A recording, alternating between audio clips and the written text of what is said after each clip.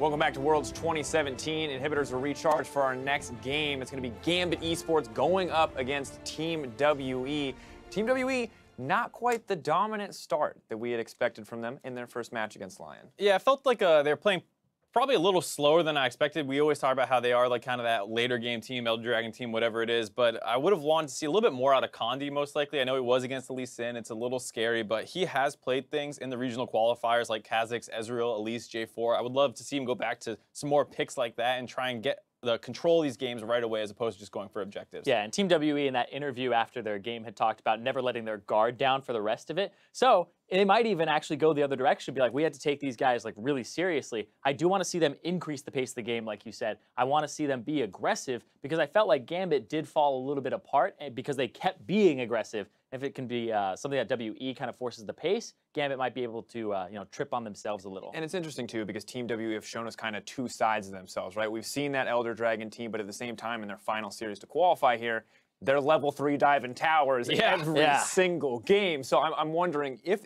caution means, playing that safer reserve game, or if it means, hey, we need to shut these guys down as fast as possible. Like I said, I would love to see the more aggressive one that we saw. And against Blasting, I think that's an area where Mystic can potentially make a big opening that Condi can then go in and fully exploit, kind of like what we were seeing in that regional qualifiers. That said, Gambit, you want to see him play a little slower. I wouldn't mind just seeing them clean up the plays they went for. A lot of the times, Edward going for those engages, shorted the quickenings, those kinds of things. If he can clean that kind of stuff up, I think the plays they were going for were okay. I want to see them show a little more patience, right? I don't want them to go for, the Gragas, you're nearby, so why don't you just go for this gank, and not actually just setting things up, because the biggest thing that stood out to me was when they're going for these skirmishes or team fights, they have at least 1 or 2 people lagging behind in terms of when you want everybody to crash into the fight. So it was very staggered from Gambit when they were going for those fights, but like you said, the execution, bottom lane, top lane, jungle, it was kind of all over the place for them. Now, we have to keep in mind, these guys, it has not been that long since they've last played. Is that an issue you think that they can tackle in the couple hours between games, or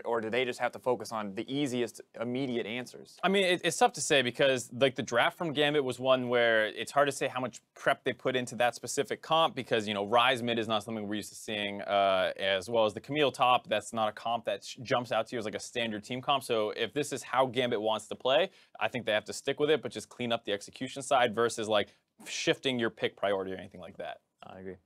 It's interesting too because Team WE, it feels like, I don't feel like we've talked about both of their styles, but neither one feels wrong here in the context of this match. Right, because you can say you take this slower approach, you try and drag the game out, you know that you're the better team probably than the people you're playing against, so as long as you limit the volatility in the early game, then yeah, you should, over the course of time, win that game. But then again, you're still giving opportunities for Gambit to maybe make a play. Yeah, because that's what happened in the WE game, was they kept going for these kind of almost coin flip type team fights. They'd get more off of their macro play and their lane allocation and always stayed up in gold despite down in kills. But they had those opportunities for the other team, for Lion, to actually beat them, get it back into the game. And right now, I feel like if WE go up against Gambit, Gambit looked really sloppy. And even if WE give them those opportunities, is Gambit the type of team that can win those team fights?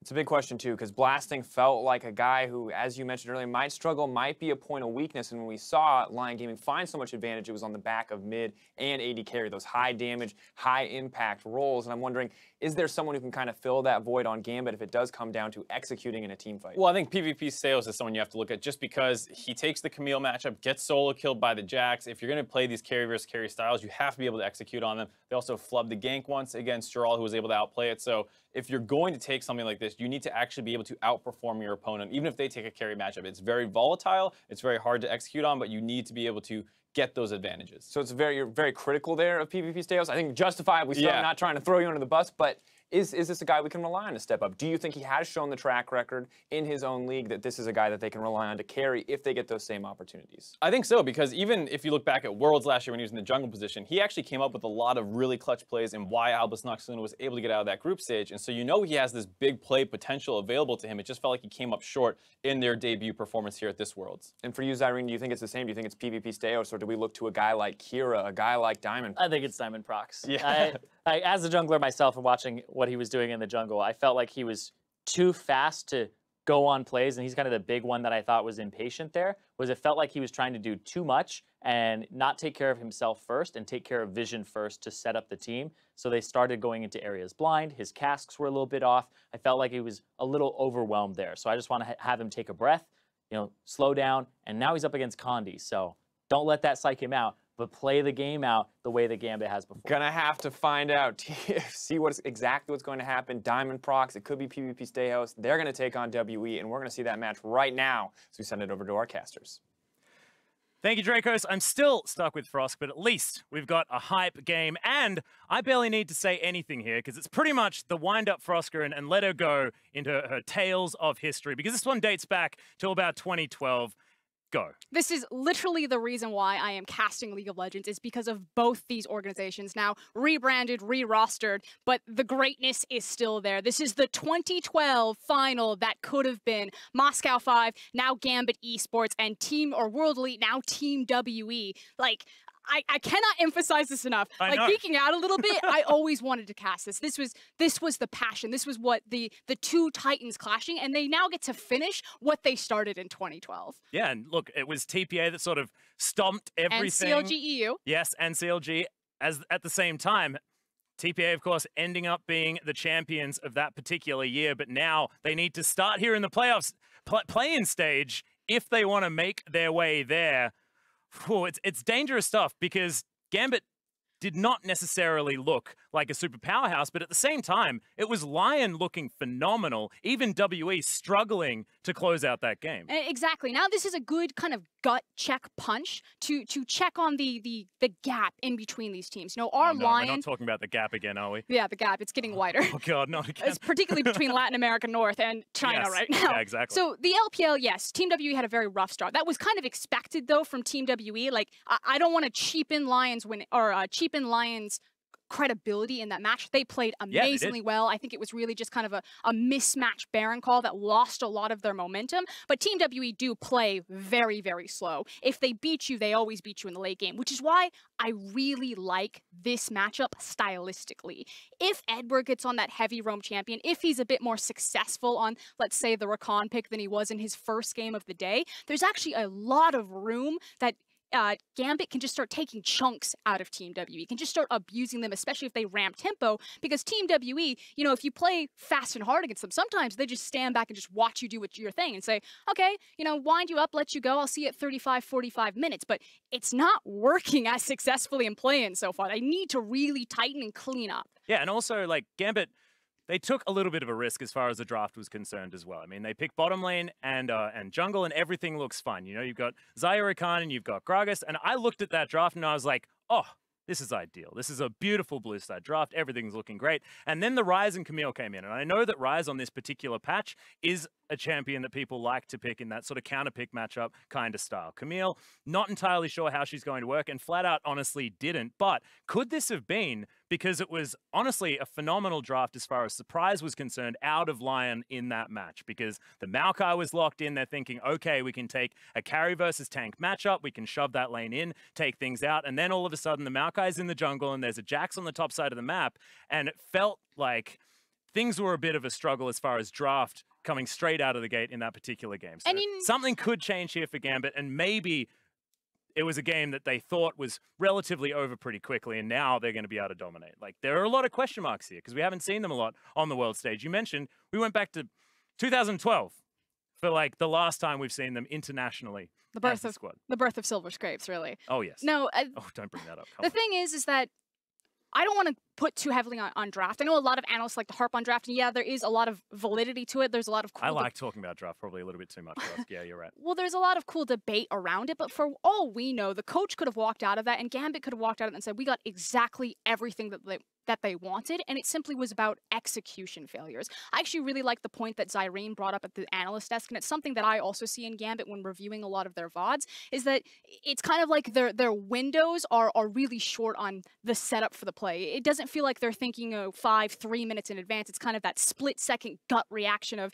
5-second window. I see something and I go for it, which means that not everyone is always in position. So your margin of actually executing on a play starts shrinking. Now, when it works, like when Diamond rocked up into the mid lane and threw that sick barrel. Oh, that was a stunning cast, yeah. It looks beautiful, but they didn't get the kill there. They weren't able to translate it into objectives, and then you start sliding backwards. So we need a bit more consistency and a bit more, prolonged, proactive thought from Gambit Esports. Yeah, we need to go a little bit further than see hero, kill hero, as was the quote from many years ago. But of course, the evolution towards Gambit Esports means that they've got a lot of different things here. And Kira got a lot of respect in that mid lane. We saw that his Anivia was actually banned away. Of course, certainly something that we've seen him on. If you remember back to last year, that incredible victory that they showed us, it was all about Kira. The fact that he was... The wall and the poppy. Oh, that was like my favorite game in the history of League of Legends. Still to this day, absolutely love it. The fact that Poppy, so good at helping things out. But here we are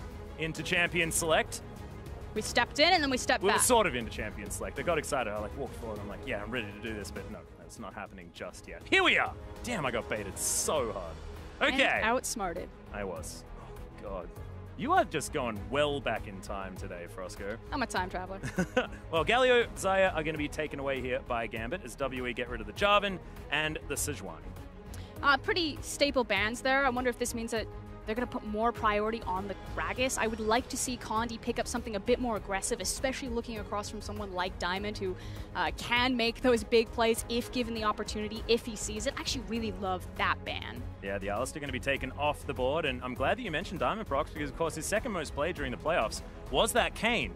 And I haven't actually seen it so far. It's like, as an LCK caster, we just decided to move past the Kayn possibility. We just decided that he wasn't really worthwhile, as the Cho'Gath going to be locked in first up, and WE considering the Cogmore here. And this is well and truly a WE looking style if they do decide to lock this one in. Yeah, well, they almost got spanked by Kog'Maw earlier on. Yeah. Unfortunately, Kog'Maw decided to lose the game at 8-1-7, but it was a magnificent performance for the majority of it, and that is going to be the Mystic Special. They are the true OGs of blind pick Kog'Maw. Well, looking to try and get some disengage for him as well, and Condi going to take that Gragas one more time. I love the flexibility of this champion. Can play aggressively in the early game if he wants to, and can try and get those ganks happening as well. As we move over to Gambit, lock in there a couple of picks. Yeah, and already with Team WE, you have a lot of safety for the Kog'Maw. The fact that you do have the Gragas there, it means that Janna rises up that much higher in priority, and you wanted to see it. Here we are again. So, Kayn being locked away for Diamond Prox. And he has had some decent success on the champion. The guy plays aggressively early. See whether it's going to work against Condi, who's pretty used to playing against aggressive junglers, given the fact that he's in the LPL. He's also very used to playing against Kayn. Now, one of our top junglers in the LPL is a guy named Ning, the jungler for Invictus Gaming. He brought out Kayn fast and furious out of the gate, played it multiple times, and Condi has a lot of experience looking across from this champion and understanding all of the chaos and all of the speed that Kayn can bring to a game. So this is not a pick that would catch Team WE off guard. They should know very well how to deal with this.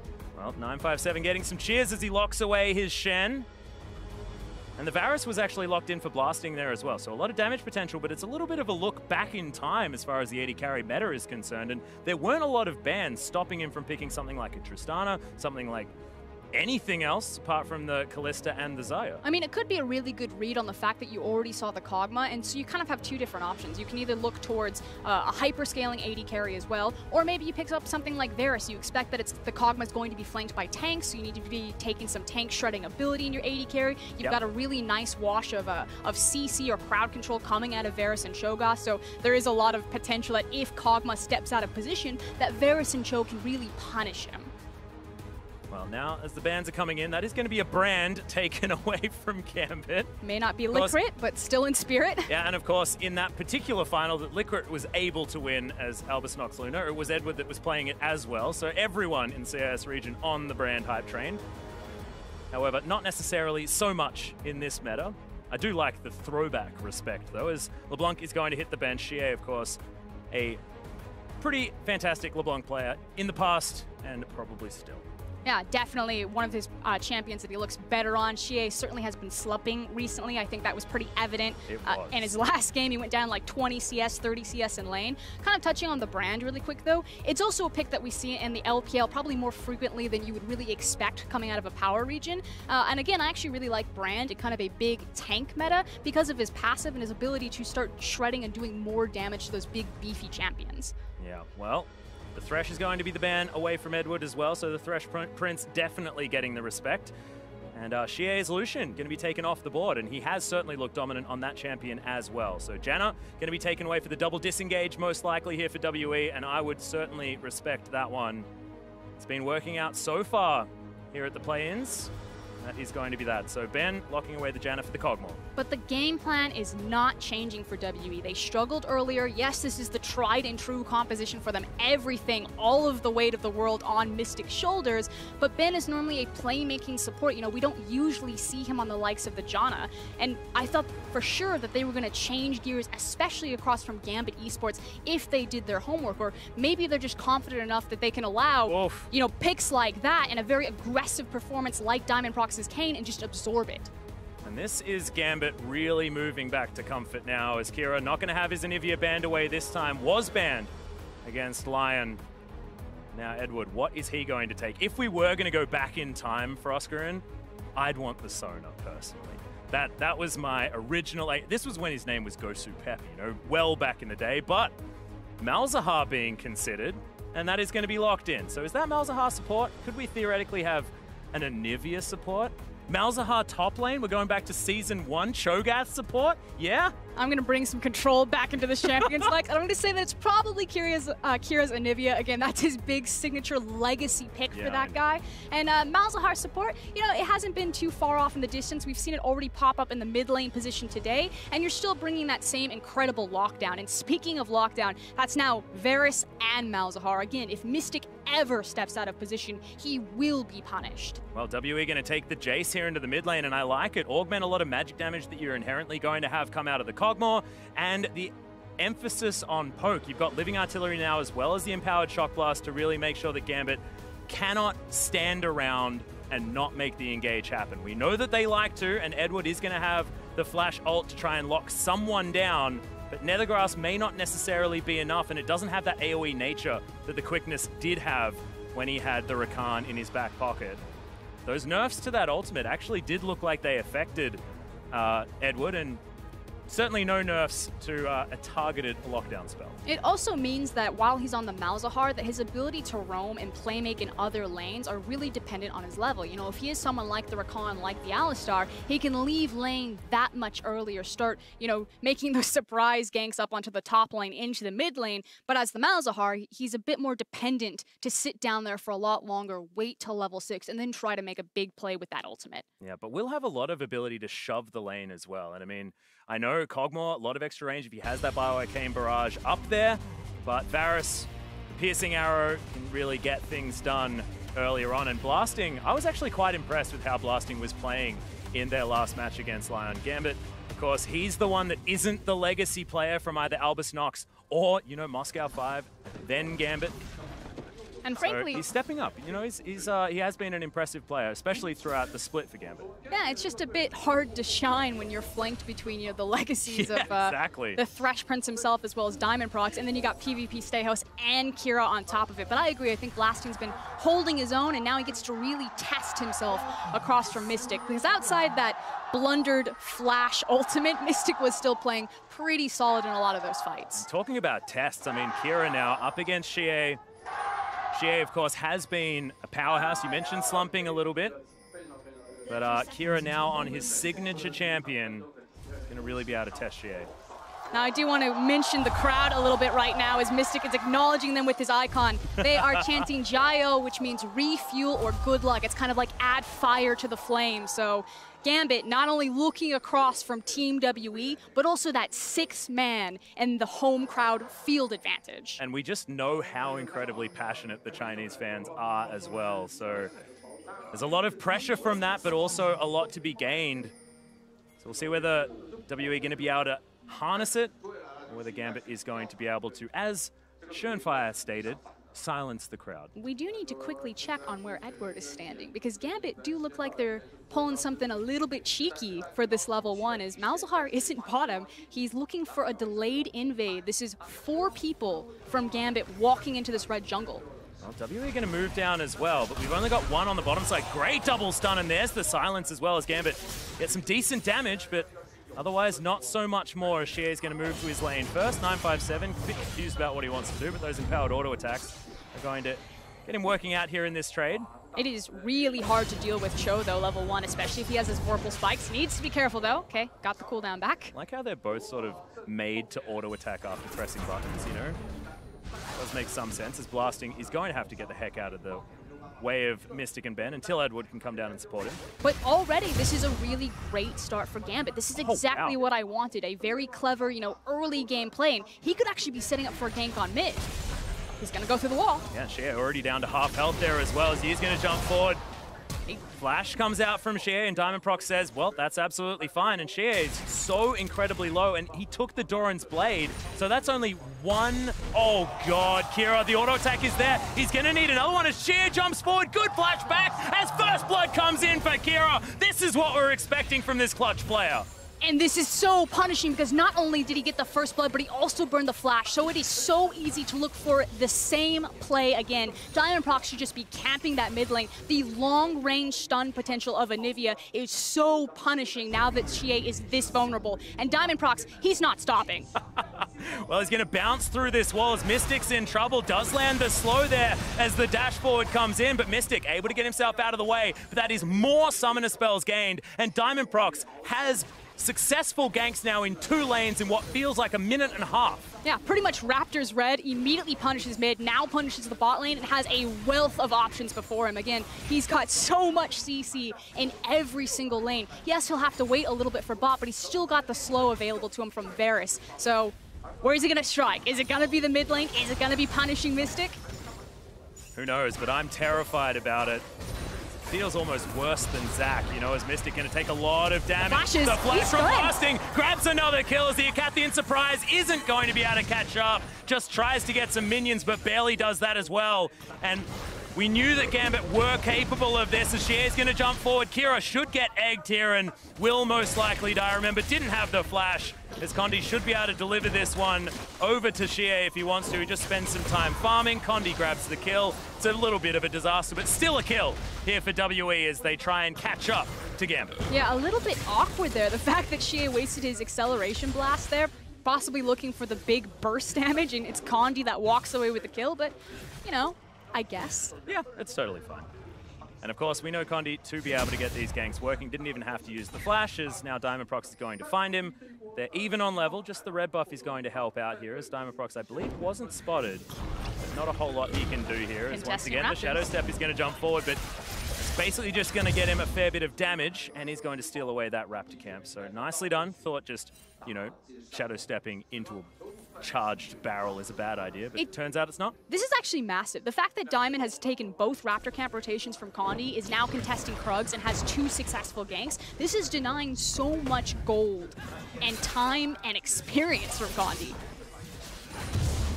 Well, Condi just going to bail from the area. Diamond Proc's just in a little bit too much control, and you can see as far as camps taken, 24-10 is pretty ludicrous, as we are going to see this one again on the bottom side of the map. Eye of the Storm, of course, a longer cooldown. Oh, actually, no, not quite yet. I got to stop reading patch notes after this. The flash forward, all too easy for Blasting. Yeah, and we said that Blasting has been solid, but this is his chance to, you know, prove himself in this veteran lineup, and he did just that, picking up a 2v2 solo kill.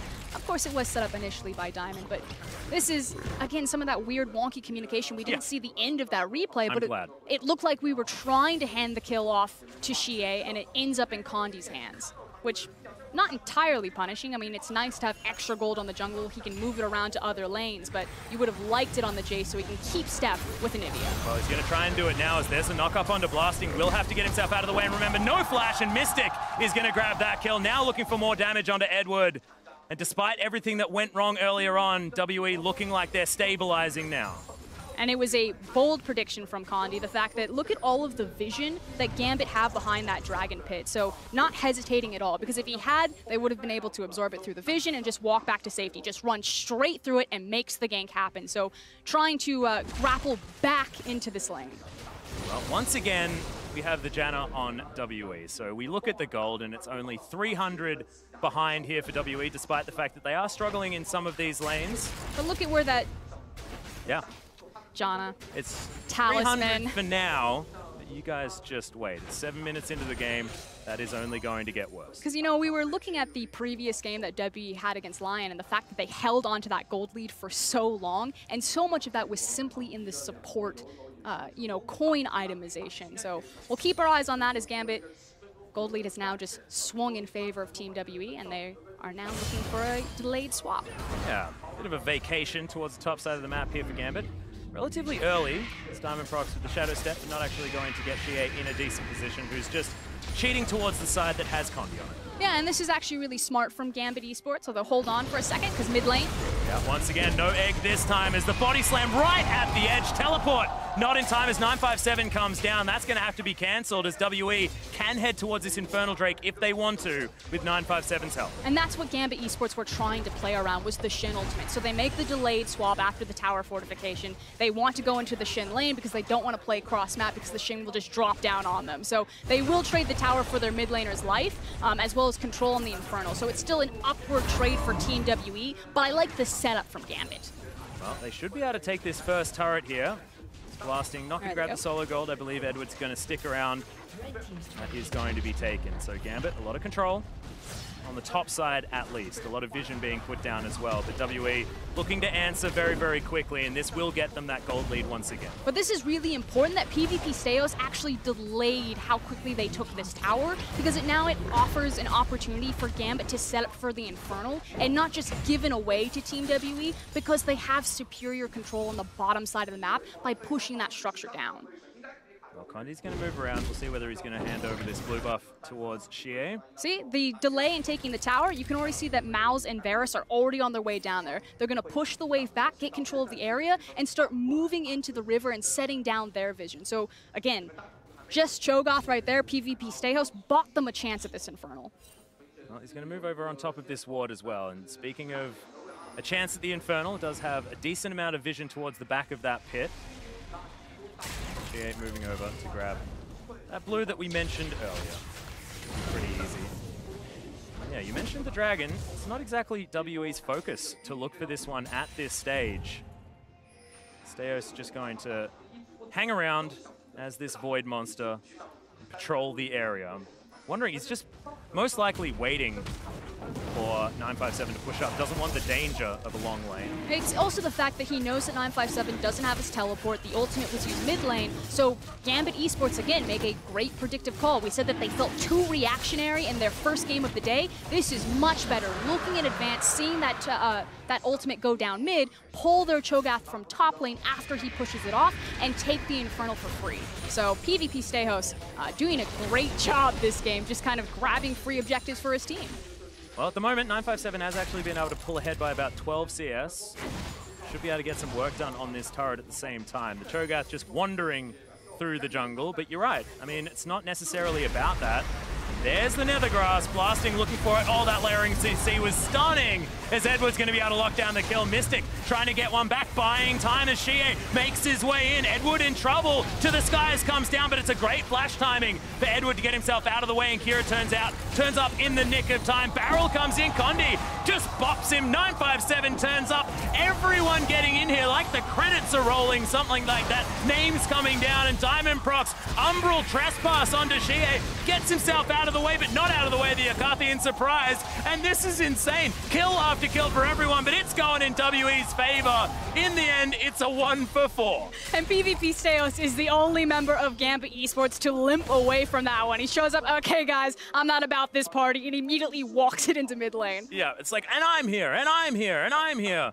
And unfortunately, most of those "and I'm here's" were WE players. But Atlas, there is nothing that I wanted more than to just see these teams go full speed ahead at each other. Again, this is like a dream come true for old school League of Legends fans as we take a look at this. You talked about the layering of CC, 100% agree. Oh, 4 for 2, wasn't it? It was just beautiful to watch them absolutely blast Ben. Now, reinforcements arrive earlier for Team WE. Shie getting on the side. The teleport comes in.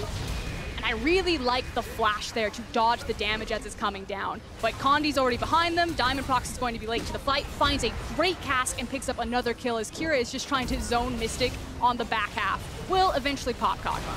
Yeah, the barrier working out quite well at the same time. Meant the Diamond Prox was extraordinarily low when he came in and gave an extra kill over to the Cog as well. Cathian Surprise picking up kills makes you feel great as an AD carry, as the egg is going to be destroyed as well, and Kira went down in the end. I mean, are you truly maximizing your damage output on Kog'Maw? Exactly. If you don't use the passive? It was like old Zyra. People were saying, Max, you're feeding all the time. What is this? And I'm like, no, I'm just correctly utilizing my kit. Just ridiculous. Don't let me play. I support you in your choices. Well, you don't want to support me. Definitely don't do that. It's going to make you even more upset. Diamond Prox looking to try and lock down this Rift Herald. Condi wants to get himself over, but not going to be able to land that one, and is a little bit upset here as he pops his way in. Oh, fantastic aim on the cask, and the flash taunt comes in. Diamond Prox punished in every way, and it's Mystic that gets the kill.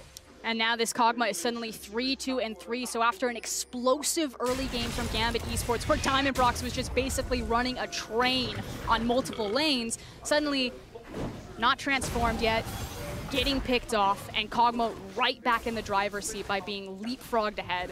Yeah, and I actually wanted to ask you about this, because the transformation, of course, it's about killing ranged or melee. When you kill Jace, what happens? I'm actually unsure. Yeah. I don't get to see that interaction a lot. In fact, in the LPL, we don't actually play a lot of Jace. It's usually been Rookie. So Shie pulling out the pick and Ben pulling out the Janna are indicative that Team WE really have been, scrimming quite heavily and trying to change up some of their picks. It's the same style, but it feels like they're trying to fit more into kind of the Korean meta. Yeah, I actually really like it because we know 957 is a fantastic carry player himself, so that can be flexed theoretically. As we've got a top lane fight towards the bottom side of the map, but look, that's why we don't talk about it, because it's wet noodles on both sides. No one's really going to die. There's the Blade's Reach that comes in. Umbral Trespass comes down, but not sure whether he really wants this one. Diamond Prox to get out of the way, but not far enough. And Mystic gets another one. 4-2-3 now for the Cog.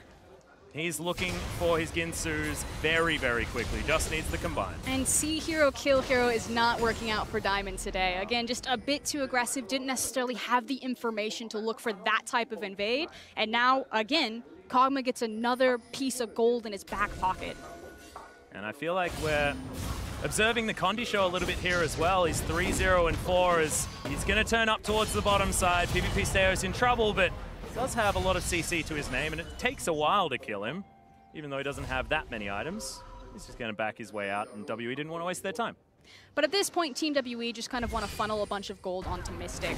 I feel like WE have really put Mystic in kind of the new Wei Xiao. If you go back historically with this organization, they crafted one of the greatest AD carries of all time by just throwing everything in the kitchen sink into his piggy bank, and they do a very similar thing with Mystic. It's not just the composition that was entirely built around him, it's also the fact that they'll slow down the tempo of the game, they'll get him into the mid, get him into these side lanes, and start funneling all of this extra gold, and as soon as he has his items, which he's now got the Rage Blade in his back pocket, that's when Team W will look to strike next. Well, this is very, very frightening, especially if you can sit in a minion wave and charge that one up.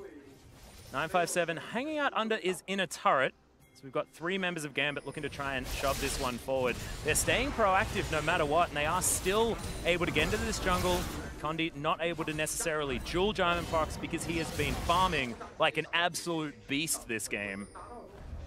They do have control over this top side. Still walking over vision, and WE know exactly what's up. Not going to be too worried about how this one goes. And they're just cool, calm, and collected. This is the WE of old, you know? It's, we will make the reactionary plays, and if you make any mistakes, we'll win the game. Well, they're going to have to make a reactionary play here. Yeah, they are. Because Gambit are going full ARAM. They're actually trying to grab control over the Infernal. So by placing the Rift Herald mid, it forces Team WE out of the river. They need to attend to this buff, which gives them full control over this Infernal. They quickly burn it and take it for free. So Shit.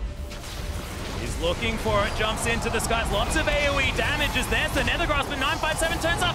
Massive knockback from Condi, who just destroys Gambit. And Kira's going to go down as well. We said Xie was slumping. Well, it's not this game, as they're still looking for more. The slow comes in, but 957 not wanting to dive just yet. And it's like WE is saying, you can have all the dragons, we'll just kill you. They figured it out. They can't start the dragon. That's when the team fights go sideways. They wait for the other team to start the dragon now. But they do have control of the creep wave, and they do have a lot of pushing pressure with the Jace as well as the Kog'Maw behind them. Yeah, you may think that that's only 2 caster creeps. That doesn't matter. They got 5 people here and a heck of a lot of damage. Move back up through. You could imagine that they want to take down the mid turret, but Diamond Prox is there. And they're able to actually grab one back. So as far as objectives, I'm feeling okay for Gambit. Not bad. For tower trade as well as the Infernal, the big issue though is that it was an inner for an outer. Yeah, that's true. But I mean, outer mid, still pretty good. I mean, there's arguments here. Still works out. I don't know. My inner Gambit fan is showing. I apologize. I mean, the cool thing is that the more that the map opens up, the stronger Gambit's composition really gets in terms of making a lot of these picks and hunting down a lot of these assassinations. Is taking a look at that. That was the assassination by the good old Xie. Yeah, pretty disgusting. Over the wall, great CC layering. It was started out like by Xie, like you said. He has been slumping, but having a great game this time around. Yeah, now 3-0-6 for Condi as well. I have a feeling that his Gragas needs to be looked at here from some of these teams and play-ins because he just looks so comfortable. Despite how things went as far as the challenge that Lion were able to put up against WE, it was still Condi able to get the work done quite nicely. You know, we do forget that Team WE, a lot of these players don't have a lot of experience on the international stage. Outside of MSI, it was really only the IM against TSM that they had gotten any real exposure. Not to mention taking down the Tigers as well. I remember that one. Greatest upset in League of Legends history. And you have to remember, I mean, that was the time where Xie and Mystic both debuted on WE as well. This was the start of this roster's rise to power. Before that, things were a disaster for them. They were a 9th place team, and this is where these guys have finally come. And you mentioned, you know, best team in China, even though they're playing here in the play-ins. It's about them proving themselves, and maybe the game against Lion didn't quite do that, and the early game here this time didn't quite do that, but now we've got a 4,000 gold lead. Things are looking okay for WE. It's about understanding why I give WE so much credit and the honor of being best seed coming out of the LPL, and it's because of their consistency. If EDG, RNG, and WE all play at the best of their abilities, I don't know who wins for sure, but I trust Team WE to often show up. Oh, Blades Reach coming down for Diamond Prox. Steos, oh, he's in so much trouble. Not a lot of mana. Xie's just going to knock him back into the wall, and yeah, Kira can't quite flap enough. And he's going to cancel that teleport. And unfortunately, that was the play from Gambit Esports, and it's completely absorbed and turned around. Now their members down, trying to get into position as Team W are trying to mount an assault on this mid lane. They pull Xie, they're going to have massive pressure in front and behind this tower, and with Cask available, it's super scary to stand. Well, Thunder just throws a party cast. They're looking to try and break this one up as, okay, a lot of CC coming down onto Xie, but you don't want to put it all at the same time, and Mystic is probably the target you're looking for. Shock Blast comes in, not quite enough. The Gambit do need to vacate, and this tower is not long for the world. Yeah, so the cast didn't really connect there. Condi just, I guess, throwing it for prosperity's sake. Yeah, it's a celebration. It's a party cast. But everyone loves a party cast. The chase damage certainly amounting to something. 4-1-5 right now. And like I said, Xie doesn't normally play Jace. This is really the rookie and the Coco champion of the LPL. Hasn't shown its face a lot. I'm trying to think back, you know, to when I was an LPL caster, and I believe he did play a little bit of it when he was in Vogue, but here's the gank. Just didn't quite work. And also absorbed the teleport from Kira, which is going to be a big deal. But again, you know, Gambit Esports, oh, hold on. Here we are, Desperation Baron time. They've got the Cho'Gath. Yeah, he's over towards this area. We do have Ben moving over, as this Baron is extraordinarily low. Everyone wants to get down, and that's just going to be eaten. Gambit looking to try and turn this one around. They have the wall for the disengage, and they'll just wander out. That was beautiful. I mean, we can have some of our complaints that we feel that Gambit Esports don't necessarily look far enough ahead when they're making their plans, but their decisive, bold calls just bought them some more time in this game. I feel like you probably should have fished on Baron in WWE, though. Just a little bit of a lapse in judgment there, but that was exactly the moment that it spawned. Gambit knew exactly what they wanted to do, as finally Rast form is available for Diamond Prox. 21 minutes into the game, but now he's got the CC, now he's got the lifesteal, and now things are looking better. Yeah, and now Gambit have another, you know, tank or utility member as, hold on. That was the most instant flash I've ever seen, as Diamond Prox is going to Shadow Step his way in. Blade's Reach doesn't get the knock up, and Steos is going to pay for it. Condi has Cask. Another party? Celebration.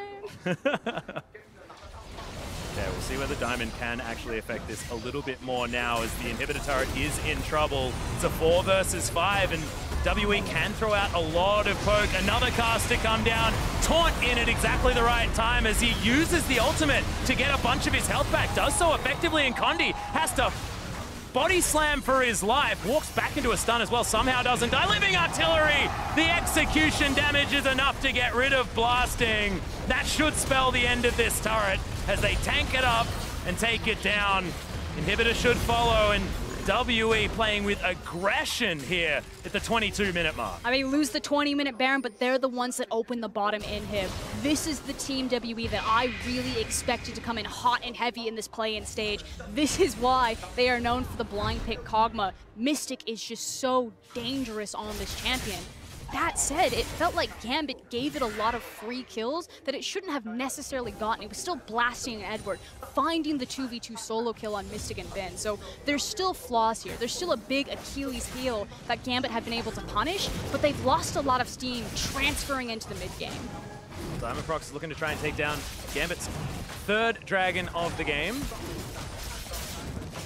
But Condi says no, and he's going to be able to Shadow Step his way away, but this does just provide a leash for WE, who do get that high priority Cloud Drake in comparison to Gambit's 2 Infernals. I mean, what do they even do, Infernal Drakes? I mean, what's the point? Oh, this is dangerous. PvP stay house. Oh, he's Good night, sweet prince. on. The taunt is available there for 957. Lands it all too easily as Shea looking for the damage. He doesn't want to get eaten still, but the rest of WE going to turn up. I mean, that felt like we shouldn't have really shown it, to be honest. Not a whole lot that the Cho'Gath can do. It's back to the Void for a moment. And Team WE, it looks like they're just going to steamroll down towards that inhibitor. Mystic was maybe trying to defend the mid lane, but he's waddling down there as fast as his little legs can carry him. And this should be a free inhib. I mean, Kira's continuing to push top. He does have teleport. But I mean, what can they do? I mean, in a 4v5 situation, this inhibitor, not long for the world anyway, because it doesn't have a turret defending it. So you may as well just try and get what you can done, but he's not going to stay around. That inner turret survives on the top side. Now 5 turrets to 3, the inhib now gone. I believe, you know, Baron's gonna wear off in another 3 seconds. So that should mean that at least there'll be a moment of respite. But if there's ever a lane that you want open, you talk about this all the time. That is the Baron inhibitor that WE have taken, and it means that they're set up to try and take the next one. And it means the window of error that Gambit now have to play around the next Baron when it spawns just gets that much larger. PvP Steos will have his teleport available. Kira still has his, but one of these members will have to be very diligent about controlling the bot wave, while Team WE are just patient around the Baron. And that's even considering that they think they need the Baron to end. I mean, they lost the first one and they just walked through the base. The gold lead is massive, and most of that is in the hands of Mystic, exactly where they want it for this composition. Well, we just saw the Baron power play. It's about 1,000 gold in the negative for Gambit, unfortunately.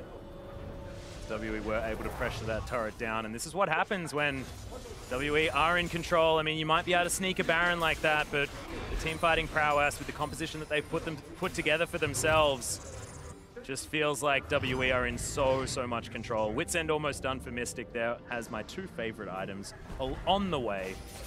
Ginsu's Rageblade. Oh man, I'm just so glad that it gets rushed now. I just get so much game time with the Ginsu's in it. But it's now a matter of, you know, what can Gambit do to try to come back from this hole? And it's utilize a lot of the pick on their roster, which is why what Condi's doing is so important. WE have organized themselves, they've got their tank leading in, he's got the sweeper, you know, he's checking every single nook and cranny, every single brush, and denying Gambit any sort of opportunity to abuse Fog of War to find these sneaky picks and to try to create a 4v5 or 3v5 disadvantage. And we have to remember as well that, I mean, this Gambit squad does have a lot of wave clear. Remember back, I mean, we were talking about CLGU from the old times. That was Froggen. He was the Anivia player, and what did he do? He stalled out games for hours and hours. As there's the knock-up on a Mystic, has to flash to get himself out of the way after using the QSS, but there's just too much damage here for WE, and Shie was left unattended. Diamondprox doesn't want to be tanking those shock blasts. So at least the Glacial Storm is in there.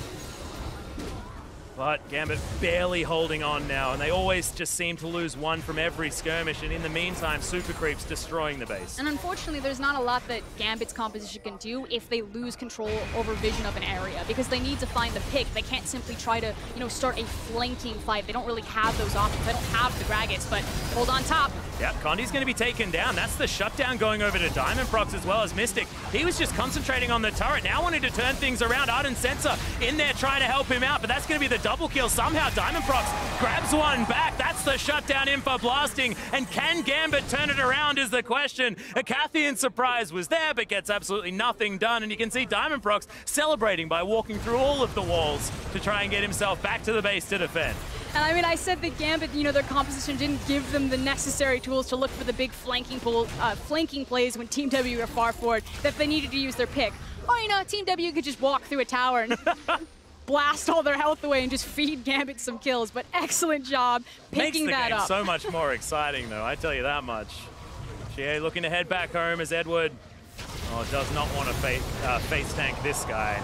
And he just, cool guys don't look at explosions, man. Like, terrifying. She has so much damage. Oh, here comes the teleport, though. Double teleport. One on the bottom, one on the top of your screen. Because the Baron just spawned yet again. And what do Gambit want to do? They want to kill Baron. They're like, oh, he's got all his fancy new clothes on. That must mean that he's worth a little bit more. And the wall, it's going to be in there. This is a 50-50 Baron, though. Stolen from Condi. Your mystery gifting feels better, but Gambit certainly doesn't as Shie still looking for more. The flash comes in from Mystic to try and get himself over there. I believe he used the blasting cone because that one was still on cooldown. So that is going to be Shadow Step. Diamondprox trying to get himself out of the way. At least has his Q to help him out as 957 trying to hold on to the rest of Gambit. But thankfully they only lose one. As now Edward desperately trying to hold on to his base. They lost a Nexus turret. And blasting, oh dear. And the Son of Baron strikes again. Condi's been a little bit lax in the LPL and his Baron steals, but he holds true there. I do want to point out kind of the cool composition that Gambit have put together. I'm sure we'll see it in the replay, but so far their base is just going to get lit up and destroyed. Yeah. And Condi's going to get rid of this inner turret as well. It's 9 turrets to 3, 11,000 gold lead as Mystic. We know what he can do on Kog'Maw, and he certainly does as well, as this Ginsu's is charged up, ready to go.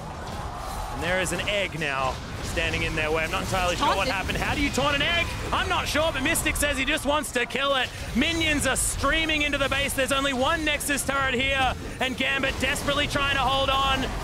Diamondprox is going to fall, and despite the fact that they get an ultimate down onto Mystic, which should be a good thing, it's just not going to be enough. They're too far behind, and WE looking to go 2-0 themselves. Cloud9 successful as the Tier 1 seed, and WE looking to do the same thing with a home crowd here on day one. Rebranded, re-rostered, and remembered, Team WE finish what they started in 2012 and take down Gambit Esports. Gambit, I mean, there was some great moments. The beginning of the game looked good. But in the end, WE, much like the way they were able to take down Lion, it just felt slow and steady until they realized that there was an opportunity to get a lead. Opportunity after opportunity came their way. Gambit not necessarily playing as clean as you have to against this team that loves to punish mistakes. And that's the thing, the key word there, mistakes. You cannot make mistakes against Team WE because they are the patient team of the LPL. They will sit back, they will watch you, and they will look for their area to strike. And it was in that bottom lane skirmish when Mystic started to pick up all of those kills, when things got fast and furious and we were diving towers and trading back needlessly. That's when the tables started to turn for Gambit Esports. But otherwise, it looked so good early. Yeah. And I'm really glad that at least some new life was breathed into Gambit, and we saw at least the shades of what Kira was capable of doing last year when we saw him at Worlds, of what made Gambit so incredibly dominant throughout their regular split. But unfortunately, against WE, it's a little bit of a tough ask. We'll see whether they're going to be able to come back tomorrow, but the beginning of play-ins not necessarily looking great for Gambit Gaming. And I think it's just because they're not... Gambit Esports, I'm sorry. They're not sticking true to their core style. You know, it starts off fast and heavy, but then they try to slow it down and are having a lot of troubles playing from behind, getting that play style to work for them. I like the fact that they have the confidence to grab these comfort picks like the Kane, try to make the plays happen, but they need to make the plays stick. Yeah, and I also did like the Malzahar in the end as well. We saw that it was successful in the laning phase. It just didn't quite mesh as the game went on, and that was a problem for them in their first matchup at the same time. So you could imagine that now going back, looking to try and streamline some things and get themselves towards that 2-2 and hopefully try and get themselves out of this group at the same time. But it really is an uphill struggle right now, especially with how dominant Lion were looking. And man, WE also, it just feels like they're at the point where if you wait too long, WE are just going to win, and that is so, so frightening. That said, their team fighting did look much better this time around, so this was a better performance, and it looks like Team WE are finally starting to ramp up after their very tough victory over Lion. Yeah, just warming up. But to get their thoughts on that win from Team WE, let's send it over to the analyst desk. Thank you, Atlas. Interesting game, definitely. I think WE continuing to look more and more dominant as they go further in the tournament. Now, looking at how this unfolded right off the bat, Zyrene, you said you wanted to see Diamond Proc step up. I feel like we did see that coming out in the early game. A little bit. I think there were some moments where he was able to make some big plays. There's also some bigger problems later on in the game. Draft-wise, I like that they stayed with a lot of aggressive picks. They still have their kind of meta that they're playing. The Anivia is one that we saw Kira play a ton, as well as the Malzahar support, trying to make some plays with it early on. Did actually work out as well. Yeah, they did some kind of interesting strat early to invade, get Diamond Procs ahead with the Raptors and the red, and to be able to triple buff Condi. Like, I think they started off with a pretty interesting strategy, but they sacked the bottom lane to do so. Blasting got even further behind. And then, you know, Mystic with the blind pick Kog'Maw, like one of the best picks for him and WE, was able to kind of hit that late game. So it kind of didn't really matter when those that mid game kind of rolled around, that Gambit had done so well in the early parts of the game. And there were a lot of mistakes. Well, to be fair, some mistakes coming from Gambit, but of course, as we look across both junglers, we saw so much presence on both sides. Diamond Proc, of course, the first guy to really make his presence known in those lanes.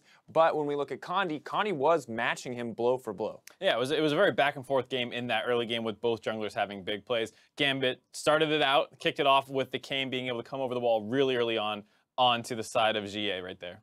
Yeah, and then went immediately bottom, got flashes there, but then it got turned around. Condi was able to make a play mid, get Kira, then make a play bottom, and actually go to the two lanes that Diamond had actually upset.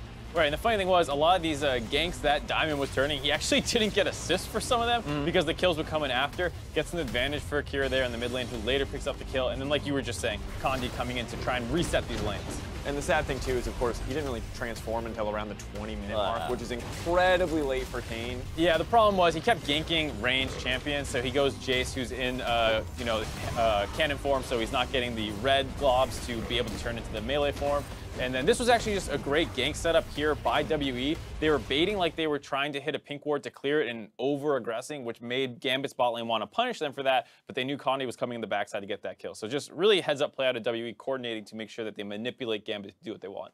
Yeah, early lead for Diamond Procs was aggressive, exactly what I wanted to see, but I felt like they didn't take enough advantage of it in terms of they played slow from that point, because they got their kills, they got their summoner spells in terms of an advantage, but Kira too far forward, not enough ward coverage, Diamond not on that side of the map to assist. Those types of kind of windows, I don't feel like Gambit respect that their opponents can be in that area and can be aggressive. Well, and speaking of not respecting, as we take a look at our Acer Predator replay, you can see WE clearly taking advantage of a surprise attack coming in from the Jace in the brush. And to be fair, I wouldn't have respected this one either. I did not know this was something you could do. That's a big boy play. You ask for the Channel, you jump into 5 people, and you say, let's go. So, I mean, GA going a little crazy there. Did have his team's backup. Condi was able to follow up on that play very well. That is kind of what started breaking the game completely open. It's unfortunate that they were losing the Infernal Dragons, but they're making sure to walk away with the kills. Yeah, GA completely able to kind of push away what had happened early. The early ganks, not a problem. The solo death, I guess, not a problem for him either. Almost 1,000 damage per minute, a little bit higher than that. And 2 members of WE able to come up with those gigantic numbers. And the thing was right before that big play, like 11.5 minutes in the game, we had our first kind of fiesta play of Worlds. I feel like they have to happen at some point during the group stages, and there we had some like 4-for-1 down the bot lane early on. So I just love anytime it's the first World Fiesta, look, you got to remember it. Take risks, it's best of one. I know, I love it. To fight, you can't knock it. But of course, another fantastic play was Connie's Baron Steel, and with that, mystery gifting bonuses have been activated in our very first day of Worlds. So if you're looking for those esports skins, those legendary skins, now is the time. Yeah, a lot of NA fans are probably going to wake up happy tomorrow if they miss this game. You know, regular sleep schedule people. I mean, now you get to say, hey, I suddenly get more stuff. This is awesome. Yeah, I hear these stack as well, so get more Baron Steals, get more of those. Baron Steals, we need more bot lane parties, we need just more. Well, we've got one more game, and until we wrap up day 1, regional rivals OCE's Direwolves and Brazil's Team 1 esports face-off for the pride of their crowds back home. But before we go, with a break, let's hand it over to Fish, who has an interview with Team WE's jungler, Condi.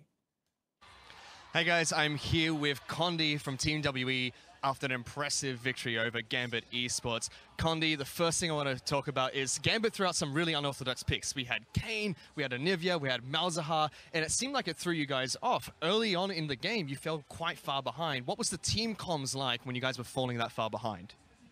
但是他们这场比赛当中呢 ，Gambit 选出了一些比较出奇的一些英雄，比如像说他们的凯隐，比如像他们的中路的一个冰鸟，以及下路的马尔扎哈。那你们在前期的话，其实落后了蛮多。那你们对于就是在阵容上的话，是怎么去找补回来的呢？我觉得他们的选英雄就是有那种大胆的尝试吧，我觉得是非常好的。然后前期因为被他们套路了嘛，所以我们落后了比较多，基本上就是我的野区已经就烂了嘛。 但是既然他就是把我野区给反烂，这样的话我就把他线上的人给抓崩。He said that I think that Gambit had some very brave and bold choices, and it was definitely some unorthodox picks. That's why we were falling behind.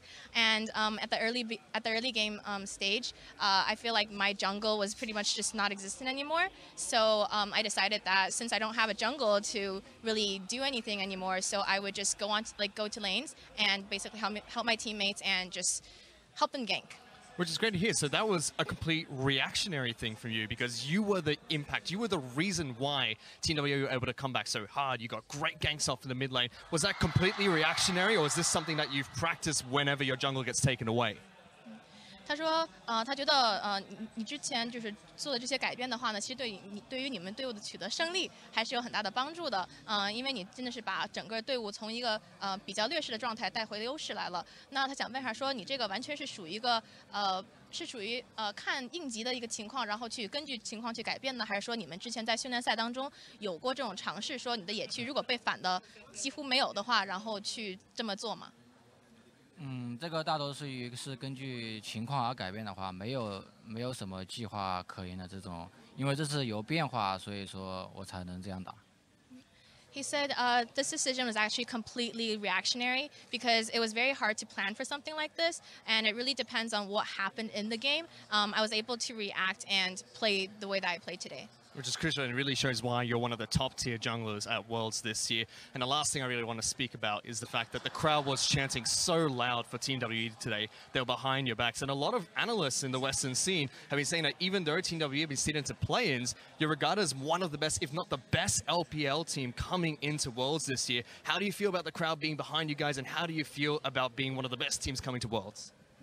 他说因为你能够就说如此的应急，然后去根据队伍的情况去改变去，所以你才是大家认为你是一个公认的一个非常强的一个打野选手。然后呢，其实你们 WE 的话，在西方的很多解说当中的话，都认为你们其实可以称作为 LPL 最强的一支队伍之一。那你们这次在主场比赛，以及有观众在背后为你们呼喊，你觉得对于这种有什么感想吗？我觉得在主场作战的优势就是 有粉丝们的助威吧，然后自己也会非常的兴奋，因为这里是在中国，在我们自己的国家，所以我觉得，我一定要打好每一场比赛。 He said, "This is our home crowd, so I was actually really excited to play here, and it really motivated me to play really well and play well in every single game." Well, congratulations on your 2-0 victory here today. Best of luck for the rest of the tournament. For now, guys, we're going to go into a quick break, but we'll be back with the grudge match that continues between Oceania and Brazil. The Direwolves take on Team 1 up next.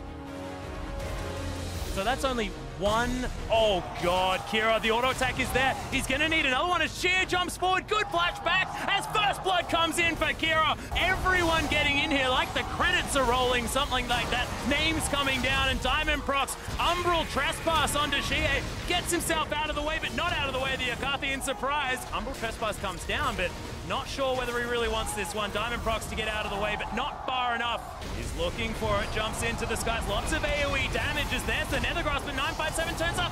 Massive knockback from Condi, who just destroys Gambit. This is a 50-50 Baron, though, stolen from Condi. Your mystery gifting feels better, but Gambit certainly doesn't as Shie. Still looking for more. The flash comes in from Mystic, and despite the fact that they get an ultimate down onto Mystic, which should be a good thing, it's just not going to be enough. They're too far behind, and WE looking to go 2-0 themselves.